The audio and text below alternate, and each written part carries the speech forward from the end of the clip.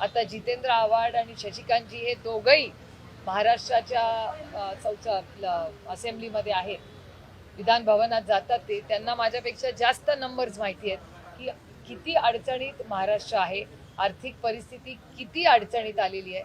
स्कॉलरशिपचे पैसे शिक्षणाचे मुलांना मिळत नाही आहेत आता. त्याचबरोबर लाडक्या बहीण योजनेच्या 25 लाख महिलांची नावं कमी केली आहेत.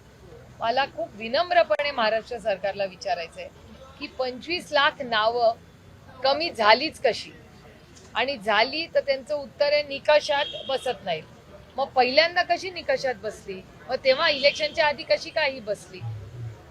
म्हणजे ऑक्टोबरमध्ये असं कुठला निकष, मग त्यांनी जर निकष बदलला असेल तर तो महाराष्ट्राला त्यांनी सांगितला पाहिजे.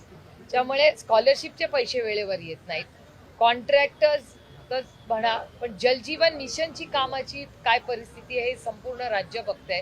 त्याच्यात आत्महत्या झाल्यात. शेतकऱ्यांना सरसकट कर्जमाफी करू हे तुमच्या चॅनल्सनी वारंवार दाखवलंय. दोन्ही उपमुख्यमंत्री आणि माननीय मुख्यमंत्र्यांचं स्टेटमेंट आहे. आणि देवाभाऊ आता असं म्हणतात की जेव्हा योग्य वेळ येईल ती. आता संपूर्ण महाराष्ट्रात ओला दुष्काळ आहे. माझी विनम्र विनंती, ही टॅगलाईन यांच्याच सरकारचं आहे, यही समय है, सही समय है.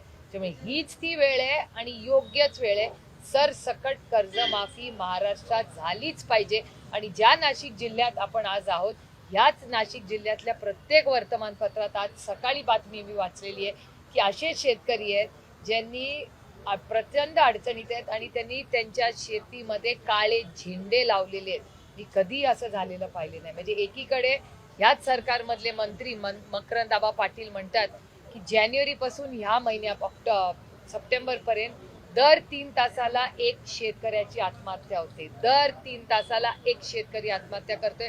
हा नुसता आरोप नाहीये माझा, हा डेटा ड्रिव्हन आहे.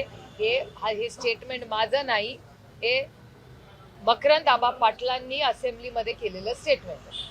म्हणजे शेतकऱ्यांच्या आत्महत्या, शिक्षकांच्या आत्महत्या, जलजीवन मिशनचं काम करणाऱ्यांच्या आत्महत्या, अशा एकीकडे समाजातले इतके घटक आत्महत्या करतायत, दुसरीकडे स्कॉलरशिप्स कमी झाल्या आहेत. आता पैसे डिपार्टमेंटचे इकडले तिकडले वळवले जात आहेत. म्हणजे आर्थिक परिस्थिती काय आहे मी काय तुम्हाला वेगळं सांगायची गरज नाही.